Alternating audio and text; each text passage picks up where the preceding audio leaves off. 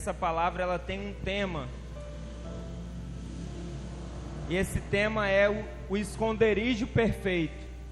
Você pode repetir comigo esse tema aí, irmão?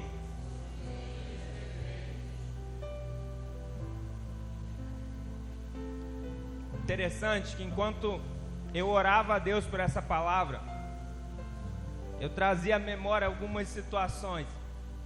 E uma das situações que me veio à memória foi de quando eu era muito pequeno, irmão. Devia ter uns 4, 5 anos. E estávamos brincando, eu, meu irmão e minha prima. E naquele dia, eu e minha prima corremos mais rápido que meu irmão, que era mais velho. E a gente entrou dentro da casa da minha avó e fechou a porta. Meu irmão veio revoltado, irmão, que a gente tinha fechado a porta na cara dele. E a gente ainda trancou. Menino, meu irmão, com um ato de revolta, deu um murro, irmão, no vidro da porta. Quando ele deu um murro no vidro da porta, caiu um estilhaçozinho e me cortou. E eu sempre fui um pouquinho chorão, irmão, quando era pequeno. E chorava. Meu apelido era ambulância, porque eu tinha um choro que parecia uma ambulância. E começou o choro. E nesse intervalo de tempo onde eu chorava, meu irmão sumiu. Meu irmão desapareceu. E minha mãe começou a procurar no começo com aquela raiva, esse menino vai ver o que vai acontecer. Irmão, foi passando o tempo, foram passando as horas e nada do Renan apareceu. A casa da minha avó era de frente da nossa. E a família começou a se engajar, foram lá para cima do morro. Outro foi para um lado, outro foi para o outro. Procurava dentro de guarda-roupa, procurava embaixo de cama. Nada do Renan apareceu. Quando chegou, já tinha passado várias horas, já era tardinha. Minha mãe já não estava mais com aquela revolta, irmão. Acho que aquela vontade de bater já não era a mesma. E eu, moleque, torcendo, tomara que não apareça mais. E aí, chegou um tempo onde o desespero já estava batendo. Que minha mãe entrou no quarto do meu tio. E no quarto do meu tio, embaixo da cama, do lado da cama ficava um guarda-roupa. E esse guarda-roupa não tinha a parte de baixo. Então ele entrou, irmão, e ele ficou encolhidinho lá embaixo. Estava suado, irmão, se acabando de chorar, por horas e horas. E quando minha mãe encontrou, irmão, ela não tinha nem mais força para bater. Eu acho que foi uma estratégia dele. Então talvez ele achou que não seria encontrado, porque ele se escondeu bem, mas foi encontrado. Ao mesmo tempo também eu me lembrei do ano passado. Se você acompanha as reportagens, o noticiário, você vai lembrar que no ano passado, mais ou menos por essa época, agosto, setembro, um brasileiro fugiu de um presídio de segurança máxima nos Estados Unidos. Esse brasileiro, ele fugiu de uma prisão de segurança máxima, irmão, e se meteu no meio do mato. E foram passando os dias, iam tendo os relatos, né? Aquela população amedrontada, ia sabendo que ele tinha passado por um lugar, que tinha passado por outro. Ele cortou o cabelo, irmão, fez a barba, era outro homem. Passou um dia, 2, 3. Aquele local que é pequeno, eles começaram a ficar com ainda mais medo. Afinal era um bandido de segurança, de uma prisão de segurança máxima. Irmão, passaram 14 dias e nada de encontrarem esse homem. Até que quando foi à tardinha, por volta quase no cair da noite, um avião que eles têm um sensor de calor, eles com esse sensor de calor conseguiu perceber que estava tendo uma movimentação por baixo de um lugar lá onde tinha umas madeiras. E aí sim foram encontrar esse homem depois de 14 dias. E aí você deve estar se perguntando, né? Pastor, você contou 2 histórias, 2 esconderijos que foram descobertos. E é o que a polícia vai falar, que não existe, sempre se deixa um rastro. Mas essa noite Deus me trouxe aqui para te falar que sim, tem um esconderijo perfeito. Tem um lugar que você se esconde, que não só você está protegido, como você está provido, como você tem um direcionamento de Deus. Só que isso não é um lugar, na verdade é uma pessoa. E eu queria te convidar a abrir sua Bíblia no livro de Salmos 91. Para você escorrer comigo sobre esse esconderijo.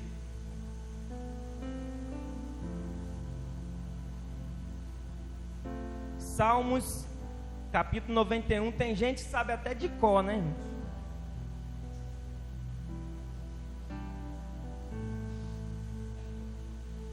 Salmos, capítulo 91.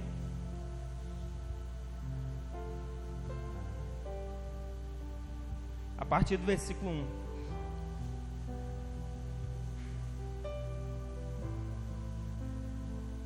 Você que encontrou, diga amém. Você que não encontrou, diga misericórdia. Todo mundo encontrou. Sim, diz a palavra do Senhor. Aquele que habita no esconderijo do Altíssimo descansará à sombra do Onipotente. Direi do Senhor: Tu és o meu refúgio, a minha fortaleza, o meu Deus em quem confio. Ele o livrará do laço do caçador e da peste mortal. Ele o cobrirá com as suas penas, e sob as suas asas você encontrará refúgio. A fidelidade dele será o seu escudo protetor. Você não temerá o pavor da noite, nem a flecha que voa de dia, nem a peste que se move sorrateira nas trevas, nem a praga que devasta ao meio-dia. 1000 poderão cair ao seu lado e 10.000 à sua direita, mas nada o atingirá. Você simplesmente olhará e verá o castigo dos ímpios. Se você fizer do Altíssimo o seu abrigo, do Senhor o seu refúgio, nenhum mal o atingirá. Desgraça alguma chegará à tua tenda, porque Ele dará ordem aos anjos a seu respeito, para que protejam você em todos os caminhos. Com as suas mãos eles o segurarão, para que você não tropece em alguma pedra. Você pisará o leão e a víbora, pisoteará o leão forte e a serpente. Porque Ele me ama, eu o resgatarei, eu o protegerei, pois conhece o meu nome.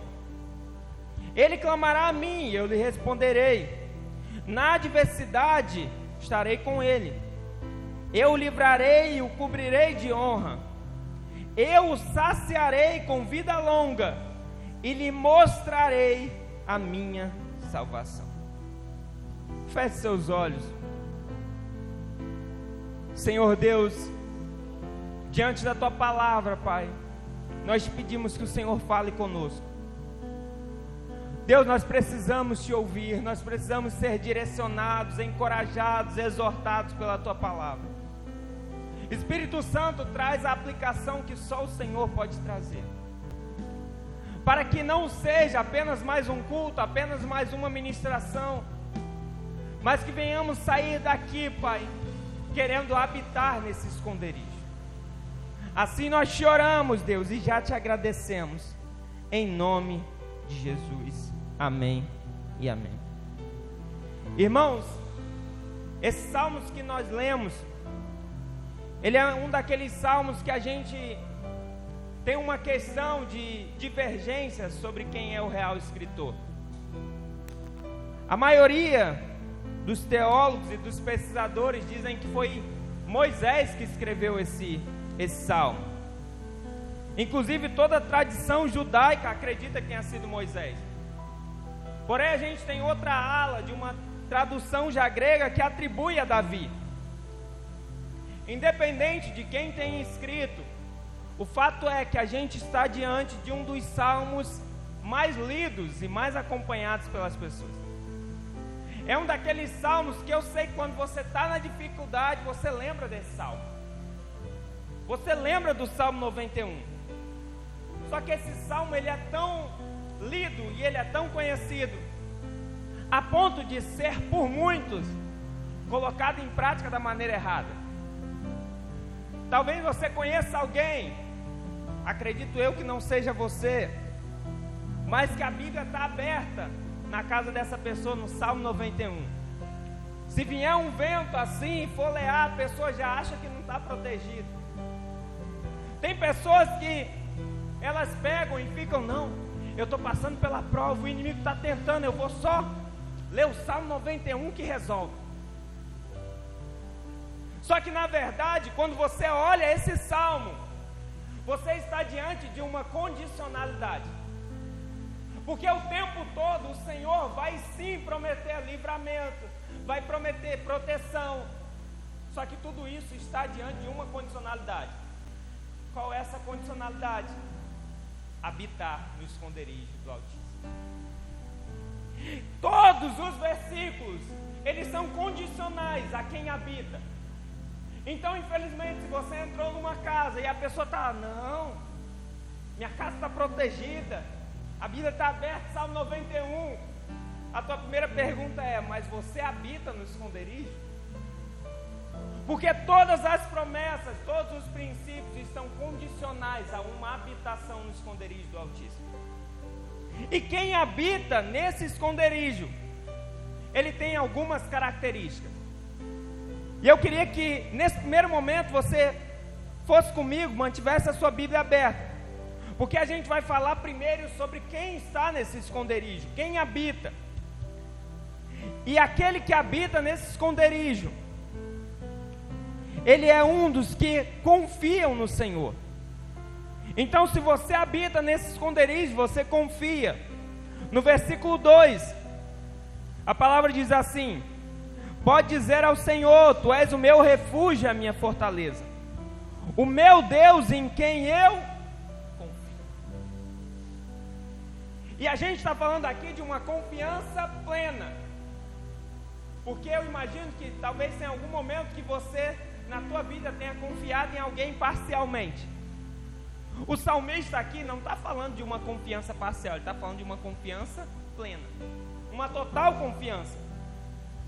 Se nós atribuirmos esse salmo a Moisés, como eu imagino que tenha sido Moisés o escritor, a gente pode trazer a história de Moisés à tona nesses versículos.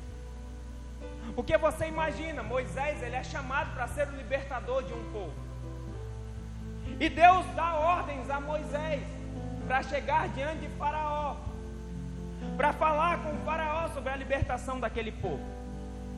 Mas quando a gente avança ao momento onde Faraó já deixou o povo ir, chega um momento, irmão, que eles estão diante de um mar. E o exército de Faraó está vindo atrás deles. E você para pensar, o povo começa a tribular, irmão.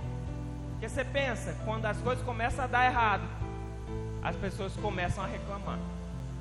Você imagina, eles estão saindo, estão até começando a ter uma esperança, chegam diante de um mar, o exército está vindo, eles estão pensando, a gente vai morrer. Moisés, talvez numa atitude daquelas de susto, sem saber o que fazer, ele começa a querer clamar e a falar ao Senhor. E o Senhor diz, Moisés, diga ao povo que marche.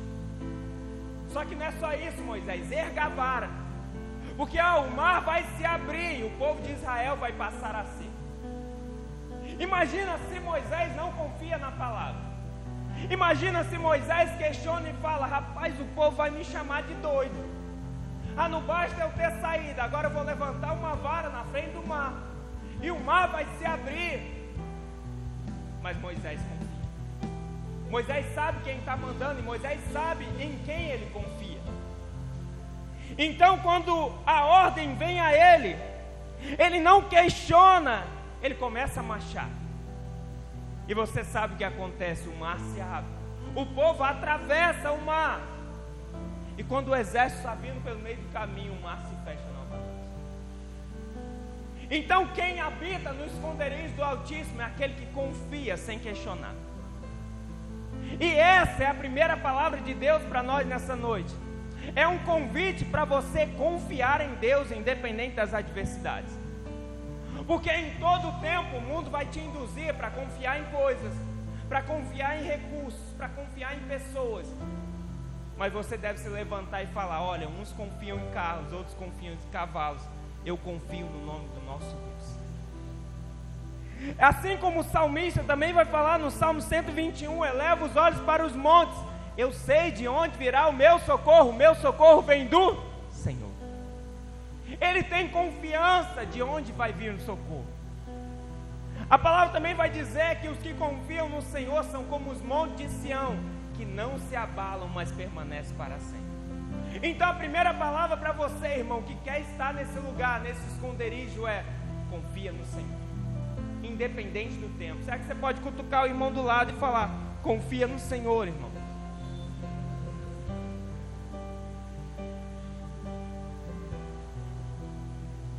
Quem está nesse esconderijo tem uma segunda característica: ele ama a presença. Vai comigo até o versículo 14. No versículo 14, só uma explicação, você vai perceber que esse salmo, de maneira poética que ele foi escrito, tem momentos onde ele está na primeira pessoa, tem momentos que está na terceira, e aqui é como se fosse Deus falando, porque Ele me ama, eu o resgatarei, eu o protegerei, pois conhece o meu nome. Então agora é Deus falando que quem está ali no esconderijo do Altíssimo ama a presença dele. E é uma pergunta para nós nesse tempo: será que nós temos amado e valorizado a presença do Senhor? Ou será que já tornou algo que a gente não anseia mais? Será que a gente se acostumou, como eu ministrei naquele domingo, uma igreja muito boa nas rotinas, nos roteiros, mas que esqueceu a presença? Sendo que aqui Deus está falando, porque Ele me ama. O próprio Moisés vai chegar um tempo onde Deus vai falar: Moisés, a promessa está feita. Moisés, vocês vão entrar na terra prometida. Mas esse povo, Moisés, esse povo é desobediente. Esse povo me desonra, Moisés. Então vocês vão, mas eu não vou. Sabe o que Moisés fala? Senhor, se o Senhor não for conosco, eu não irei. Moisés valoriza a presença. Moisés ama estar com Deus. Irmãos, eu estava lembrando, eu não sei, você que tem filho pequeno, já perdeu muito sono, irmão, com filho pequeno? Fala: pastor, até hoje é difícil dormir, velho.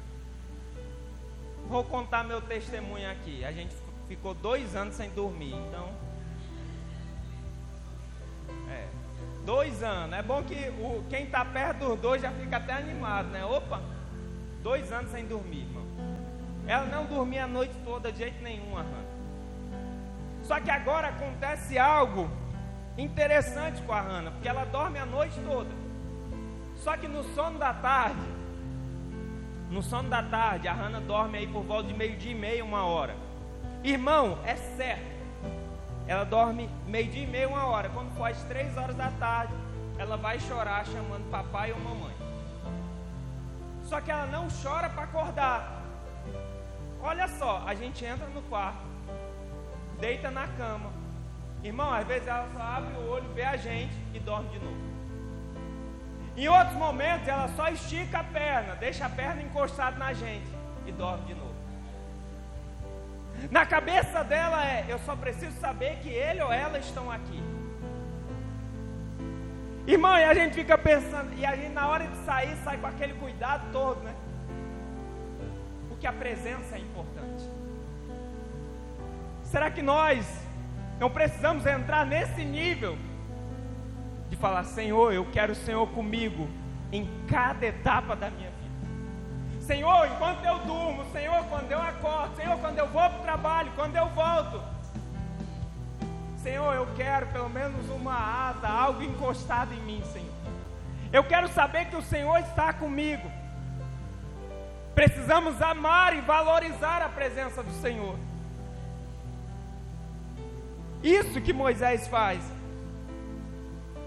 Não é sobre estar, é sobre amar. Nós vivemos aqui dias de conferência de intensa presença do Senhor.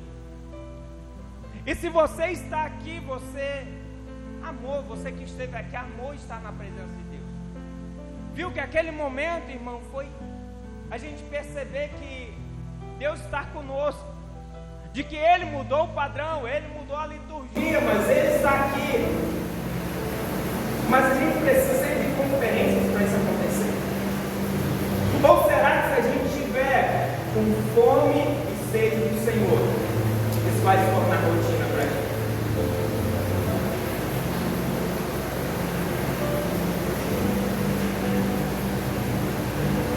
Se nós estivermos com fome e sede, a presença do Senhor, ela estará sempre conosco. Isso vai de algo que a gente anseia. E eu posso te falar que o que nós precisamos é valorizar a presença.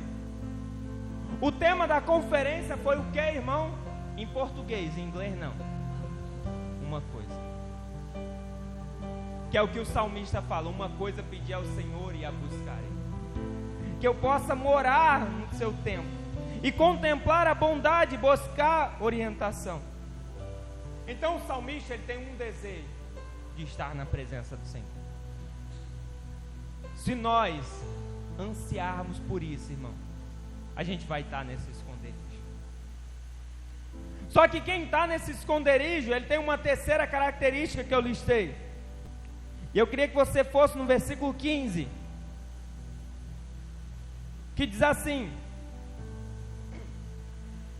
Ele clamará a mim, e eu lhe darei resposta, e na adversidade estarei com ele, vou cobri-lo de honra.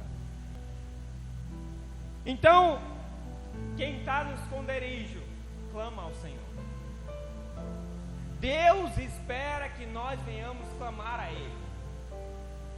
Deus espera isso de nós. O mesmo Moisés, após atravessar o mar, irmão, o povo já começa a reclamar de novo. Você conhece alguém reclamando, irmão? Está aqui não, né? Não, o irmão já fala: conheço, pastor, está aqui do meu lado. Agora você imagina, irmão, um monte de gente reclamando. Acabaram de atravessar o mar, mas passa 3 dias, estão 3 dias sem beber água.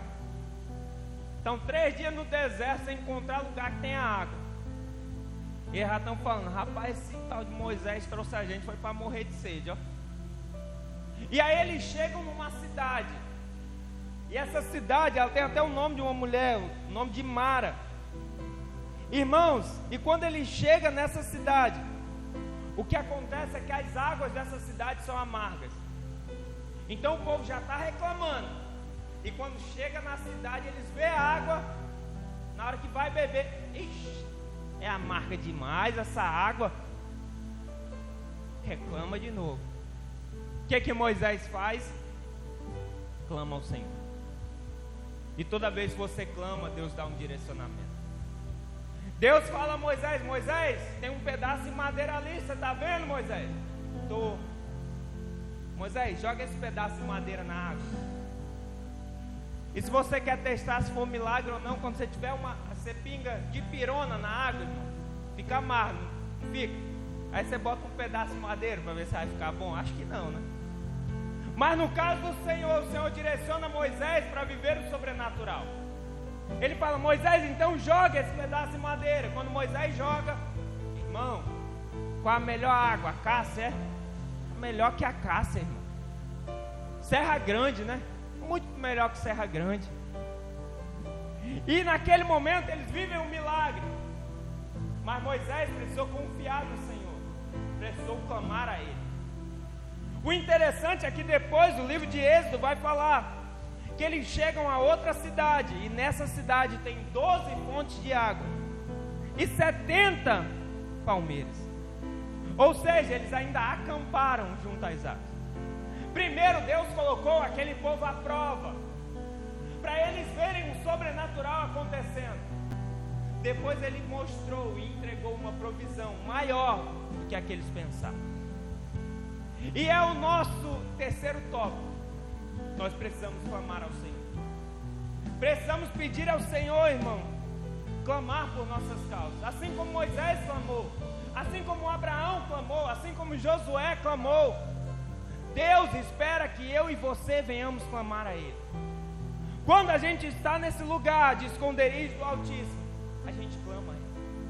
No livro de Jeremias vai falar: clame a mim e responder-te-ei, e anunciar-te-ei coisas grandes. Então, à medida que eu clamo por uma causa, Deus me anuncia e me apresenta outra ainda maior. Não de problema, mas de sobrenatural dele na minha vida. Então nós vemos as características de quem habita. Só que eu sei que aquele que lê, ele pensa nas consequências e nas promessas. Então, se eu habito no esconderijo, eu vivo as promessas. Eu não vou listar todas, mas vou falar de algumas. Uma das promessas está no versículo 3, que diz assim: Ele o livrará do laço do caçador. Uns vão falar do laço do passarinheiro, né, irmão? E aí você para pensar, e às vezes a gente olha para essa passagem, a gente está dizendo que Deus vai, a gente está vendo que Deus vai nos livrar de muitas armadilhas. Os irmãos que foram pescar com a gente, até que hoje tem poucos, né, que foram pescar. O irmão Carnem, que é o pescador, o que a gente faz? A gente bota uma isca, que é um camarãozinho, né, uma minhoca. O peixe vai olhar. No nosso caso não foi isso que aconteceu, mas se eu deixo para outro culto. O peixe vai olhar e vai dizer assim: opa, um camarãozinho desse, nem queria, ó. Na hora que ele vai pegar, na verdade é uma armadilha para ele. Então o que ele pensava que ia alimentar, na verdade vai acabar com a vida dele. Então, da mesma forma, o salmista está falando aqui do laço do passarinheiro. Ele está falando de uma armadilha para pegar o passarinho. E a partir daquele momento, o passarinho vai ficar aprisionado. Como que a gente tira isso para a nossa vida? Quantas armadilhas, irmão, o inimigo tenta contra nós. Sabe aquela que você... Opa, rapaz, glória a Deus. Eu lembro que aqui mesmo em Heriutaba, teve uma vez, irmão, a primeira semana que eu fui trabalhar em uma empresa. Na hora que eu fui entrar na sala principal, R$50 no chão, ó, irmão. E eu tava até precisando. Aí eu olhei assim, não é meu, ó. Eu peguei esses R$50, fui lá pra dona, entreguei. Interessante que quando foi começar outra pessoa lá, R$50 tava no chão de novo. Armadilha é laço, irmão. A pessoa fala: ô glória, é bênção de Deus, eu estava precisando, Jesus. É laço, é armadilha.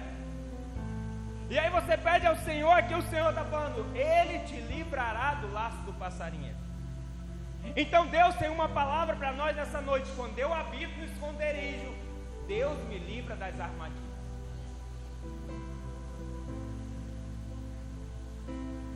Se habitarmos nesse lugar, Ele garante que o enganador não nos enganará. Mas Ele continua nesse mesmo versículo, que fala do laço do passarinheiro, fala do veneno mortal. Aqui algumas traduções vão dizer da peste perniciosa. A gente olha aqui como uma personificação de uma doença. Porque naquele momento, se você para pensar, se eles estão no deserto, se eles estão passando por alguns lugares, tem doenças que estão passando para as pessoas. Então Moisés, ele quando escreve, levando-se em conta que foi ele está dizendo: olha, mesmo que tenha uma doença, mesmo que tenha uma pandemia, uma epidemia, não chegará até você. Então ele está dando uma promessa, não só de livramento, como de proteção. Irmão, se você está aqui nessa noite, você lembra que você passou por uma pandemia, amém? Você lembra disso? Você lembra como foi, irmão? Eu me lembro que teve um dia que a gente pediu uma água, irmão. Eu fui atrás de pagar, não encontrei mais um homem. Tinha ido-se embora com medo. Você lembra da tensão que foi aquele momento? Da gente sair de casa, irmão, uma vez não vê ninguém. Da gente pegar e olhar e falar, meu Deus, quando é que isso vai passar? Cada um de nós que aqui estamos, provavelmente perdeu ou esteve alguém mal de saúde por conta da pandemia. E nós vivemos todo esse processo, mas hoje nós estamos aqui para louvar e adorar ao Senhor. Então a gente tem uma certeza, Deus tem um livramento para nossas vidas. Deus tem uma proteção, assim como Ele fala. E como que Ele nos livra? Como que Ele nos protege? No versículo 4 Ele vai dizer: Ele o cobrirá com as suas penas, e sob as suas asas você encontrará refúgio. A fidelidade dele será o seu escudo protetor. Bom que o irmão Nonato já fez algumas perguntas que já diminuem até as que eu ia fazer aqui, né? Eu ia perguntar se alguém criava galinha, mas o irmão já perguntou e eu vi que ninguém cria, né?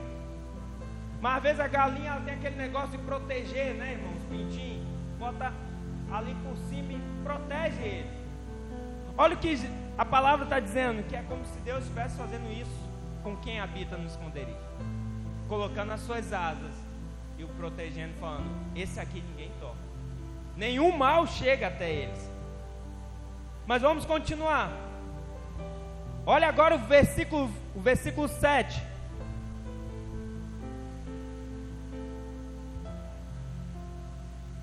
Versículo 7 é aquele que o pessoal sabe de cor, né? 1000 poderão cair ao seu lado, 10.000 à sua direita, mas nada o atingirá. Se a gente está pensando, e se a gente olhar para um cenário de guerra, irmão, numa guerra, tem gente caindo de um lado, tem gente caindo do outro. Ele está falando, mas você não será tocado.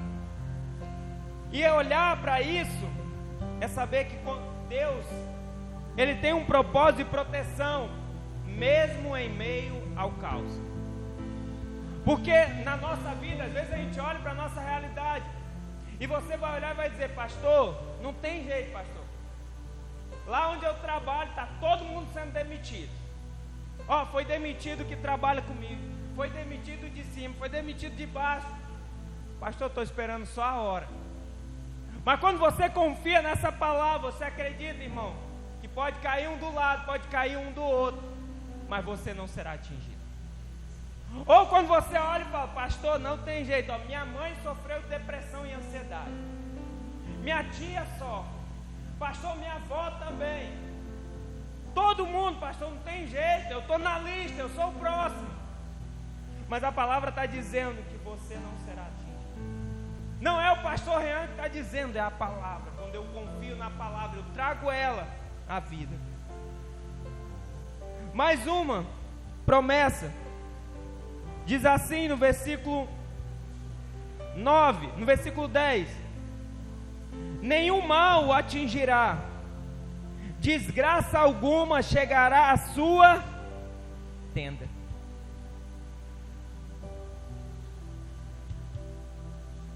A última praga do Egito, irmão, foi a morte dos primogênitos. Então, chegou um momento, ao cair da noite, a ordem do Senhor foi para que eles ungissem os umbrais das portas, passassem o sangue do cordeiro nos umbrais das portas. Então, quando viesse o anjo da morte, onde estivesse ungido com os umbrais das portas, tivesse o sangue do cordeiro, não seria atingido. Agora você imagina, irmão, naquele momento, as pessoas olhando os egípcios. Irmão, morreu um menino, o mais velho morreu, pegou da criação, o mais velho também, todos morrendo. Só que olhando assim para o lado, a casa de um hebreu não tinha morrido. Você para pensar no questionamento desse povo. Você imagina numa casa, ó, tem uma casa aqui, outra aqui do lado e outra aqui. Rapaz, só a casa dos hebreus não morreu o primogênito. Por que isso? E aqui a palavra ela vai nos dizer que eles estavam ungidos e protegidos pelo Senhor. E se eu habito no esconderijo do Altíssimo, irmão, eu estou debaixo dessa proteção. Se eu habito no esconderijo do Altíssimo, eu sei, irmão, que pode acontecer algo na casa do irmão do lado, pode acontecer no do outro, mas em nome de Jesus a minha casa não será atingida. Em nome de Jesus, o Senhor protegerá a minha casa. A última promessa, ela está no versículo 16. E eu queria que você fosse comigo até o versículo 16. Que diz assim: vida longa eu lhe darei, e lhes mostrarei a minha. Quando a gente fala, lembra que a gente falou de esconderijo? Eu falei de lugar, mas falei de uma pessoa. Se eu falo de salvação, eu falo de uma pessoa. Quem é essa pessoa, irmão? Quem é essa pessoa, irmão? Então a palavra está dizendo: se você habita no esconderijo, além de uma vida longa, eu vou te apresentar Jesus, que é a salvação. Eu vou te apresentar aquele que veio para dar outra realidade para a humanidade. Porque o primeiro Adão, ele veio ao mundo e pecou, mas o segundo Adão não, ele foi perfeito até a morte, morte de cruz. Você imagina ser apresentado, você imagina estar com esse Jesus. João, ele vai ter essa experiência. Lá em Apocalipse, ele vai dizer que os cabelos dele são brancos como a lã, e os olhos dele são como chama de fogo. Momento em que João tem um contato com Jesus, irmão, ele cai no chão, como se fosse desmaiado ou morto. E Jesus vai pegar ele e vai falar: não tema, eu sou o alfa e o ômega, o princípio e o fim. Eu sou o grande eu sou. Então a gente tem certeza de que encontrar com ele não é um encontro comum. A gente tem certeza de que esse esconderijo, irmão, a gente tem um encontro com a salvação que está em Jesus. Mas assim como nós iniciamos essa ministração, nós vamos finalizar sobre por que esse esconderijo é um esconderijo perfeito. E eu queria concluir falando que um dos motivos que faz alguém sair de um esconderijo é eles terem necessidades. Então, quando algumas pessoas estão no esconderijo, como esse homem que eu citei no início, um fugitivo, ele vai ter necessidade de beber e de comer. Ele vai ter essas necessidades. Então, em algum momento, a polícia sabe que eles irão sair desses lugares para buscar água e comida. E por que que estar com Deus, estar em Jesus, é o esconderijo perfeito? Porque quando ele encontra com a mulher samaritana, ele fala: mulher, se eu te der da minha água, você nunca mais terá sede. Pelo contrário, mulher, de você sairão fonte de água para a vida eterna. Ele vai falar também que ele é o pão da vida, e aquele que procura ele nunca mais terá fome, e aquele que crê nele nunca mais terá sede. E estar em Jesus, então, é estar no esconderijo perfeito, porque lá eu não sinto fome, lá eu não sinto sede, lá eu estou protegido, lá eu estou provido, lá eu sou cuidado por ele. Então a minha oração nessa noite é que você saia daqui não olhando mais esse salmo como um ritual de ler, como judeus leem movimento só para isso, não, mas de querer habitar no esconderijo do Altíssimo. Para que esse lugar não seja só uma visitação que eu falo: hoje eu visitei o esconderijo. Não, eu habito